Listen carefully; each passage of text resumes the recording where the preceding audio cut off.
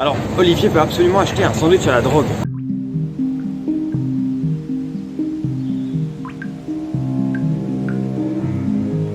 Bon, il est 5 h du matin, et donc on va partir là pour Paris.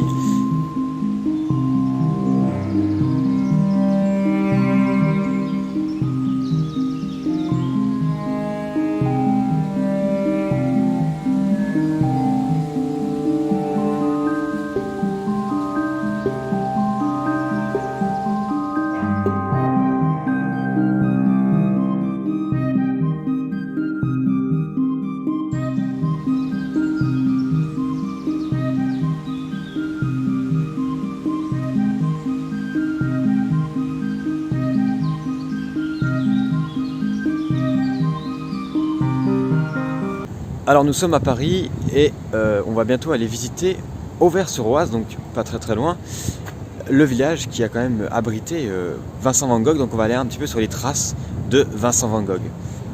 Mais avant, on profite un petit peu de la capitale.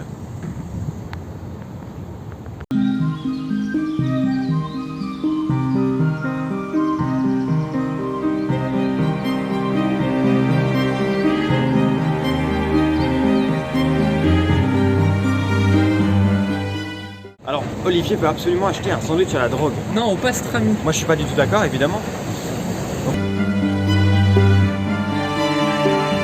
Évidemment, volontairement, de façon consentie, libre et éclairée, de prendre un sandwich avec de la pastrami. Hein. Vous pouvez prendre un sandwich avec du pastrami normal.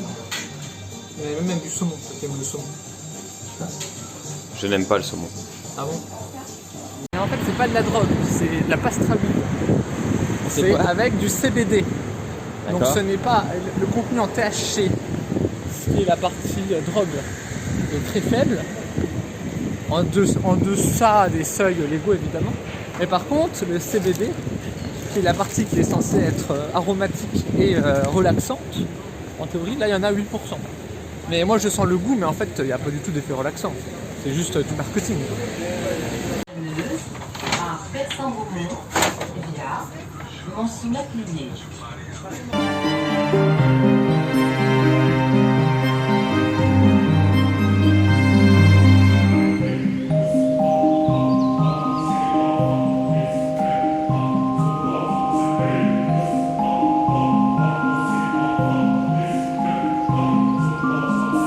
Les cocos, donc on est à Auvers-sur-Oise sur les traces de Vincent van Gogh.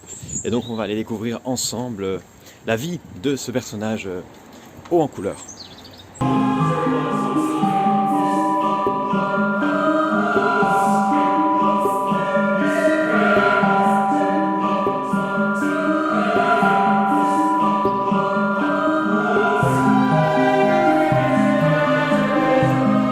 Alors on vient de voir l'église que Van Gogh a peint. Et là on se dirige vers le cimetière du village. Donc où est enterré Van Gogh, enfin, Vincent van Gogh avec son frère Théo van Gogh. Par contre on est vraiment perdu au milieu de nulle part là. Il y a des champs de maïs à côté. Bon.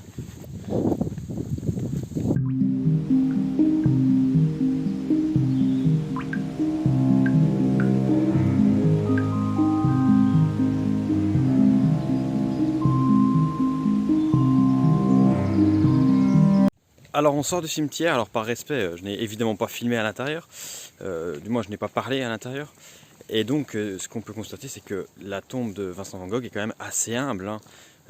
Il y a des buissons qui recouvrent la pierre tombale de l'artiste ainsi que de son frère. C'est assez humble, et puis quelques petits rappels des gens qui sont venus déposer, alors des maïs, je ne sais pas, je n'ai pas la référence, par contre des tournesols évidemment, ça fait directement référence au tournesol de Van Gogh, hein. Personnellement, j'adore Vincent van Gogh. C'est pas seulement un artiste extrêmement talentueux, c'est aussi un destin tourmenté, quelqu'un qui n'a jamais vraiment été reconnu de son vivant et qui, à sa mort, s'est vu un petit peu consacré. C'est quelqu'un de passionné finalement, qui n'a cessé de se battre pour son art. Il a continué à travailler et après sa mort, il a réussi finalement. Mais c'est assez émouvant finalement d'être ici sur les traces d'un des plus grands artistes.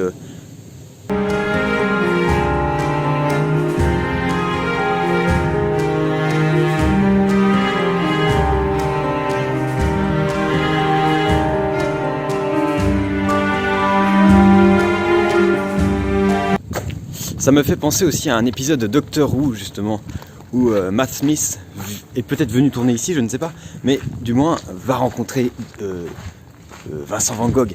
Vincent et le Docteur. Ah, c'est quand même un des épisodes les plus mythiques sûrement de Doctor Who. Du moins c'est un épisode qui m'a énormément ému. Et donc oui, c'est particulièrement touchant d'être ici aujourd'hui.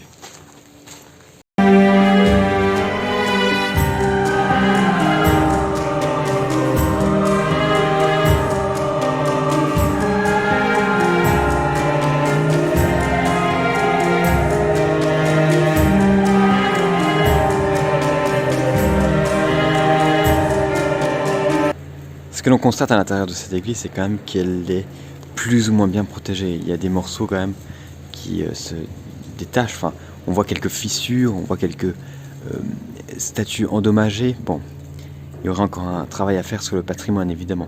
Enfin, c'est comme toujours, hein, le patrimoine, on ne peut pas tout conserver. Et ça pose toujours des difficultés à un moment donné.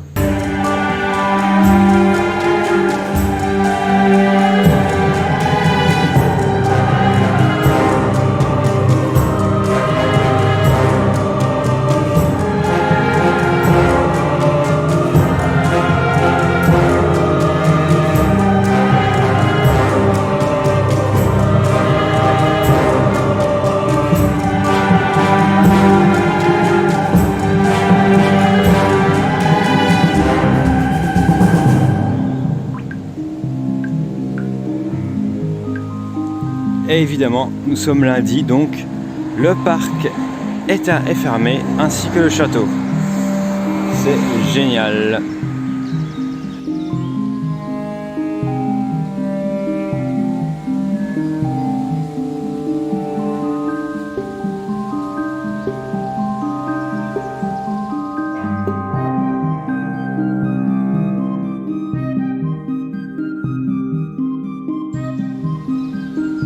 Ce qui est indiqué sur ce panneau, c'est que Van Gogh a ouvert en 1890, a réalisé 80 œuvres en 70 jours, donc c'était vraiment très prolifique et il était très confiant finalement.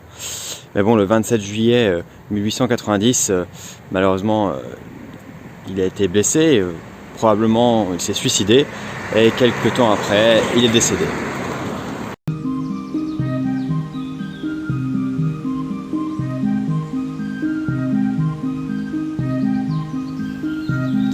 Bon bah visiblement la maison de Van Gogh est fermée durant la pandémie. Donc et bah tant pis. C'est quand même assez frustrant de venir jusqu'ici et puis de trouver porte close, mais bon.